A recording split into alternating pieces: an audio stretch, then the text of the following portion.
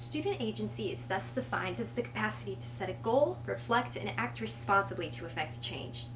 It is about acting rather than being acted upon, shaping rather than being shaped, and making responsible decisions and choices rather than accepting those determined by others.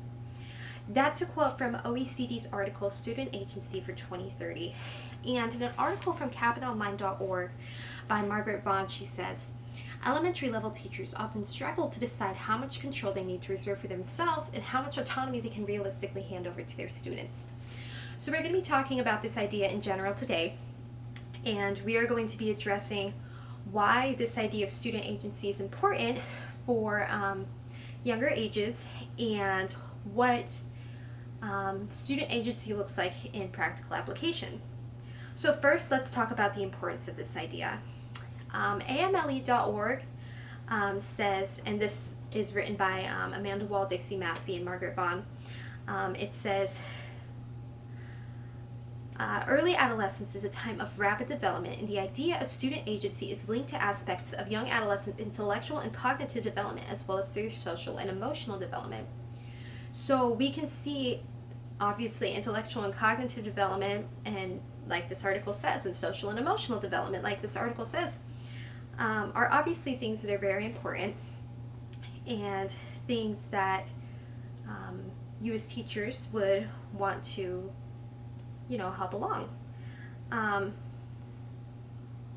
And there are other articles that also talk about this idea of teachers wanting to help students along in different ways, and I think this way was mentioned.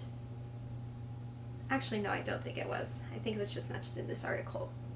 I digress. Let's move on. So we can see the importance of this, and when it comes to some practical solutions and some practical ways to put this into practice in everyday life, Participatelearning.com has a blog post by Caroline Weeks published, I believe this year, that says, all kids are naturally curious as they explore the world around them. Tap into these curiosities and interests to give students more power over their learning. I have two younger siblings, ages 9 and 5, and they have so many curiosities and interests. And this could actually look very interesting and quite fun in the classroom if it is done correctly. Additionally, the same blog post says, when students know their strengths and areas of growth, this gives them the power and confidence to direct their own learning. They have a clear idea of where they are and a vision for their future. Self-reflection is a skill that can be practiced and one that students will use throughout their lives. And so there are many different creative ways that teachers can get to know these, as this article says, strengths and areas of growth.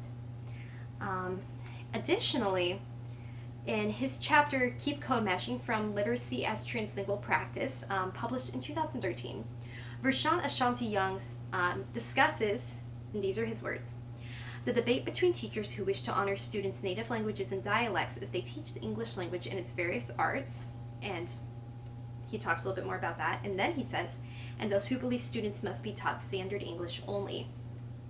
I cannot remember if he discussed student agency exactly in his piece, but we can see based on the discussion that, again, in Young's words, teachers who wish to honor students' native languages and dialects as they teach the English language in its various arts are giving their students more agency than people who, again, in Young's words, believe students must be taught standard English only. And again, this may have been discussed exactly in Young's piece, so I want to give credit where credit is due if that is something that he also discussed in his piece.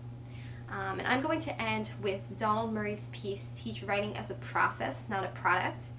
And he talks about this idea of student agency as well, although I feel that in his piece he's speaking to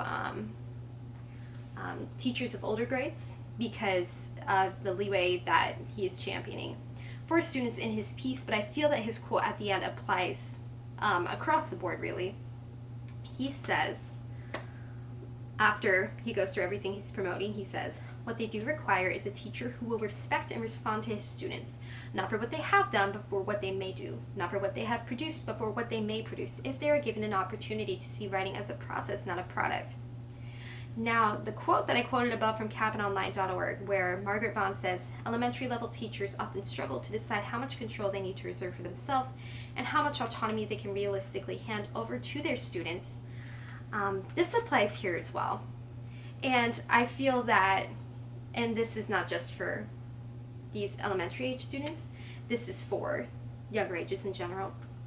I feel that this balance between process and product, in Murray's words, the balance here looks a little bit different, but I feel that this general idea here certainly applies to what we were talking about here as well.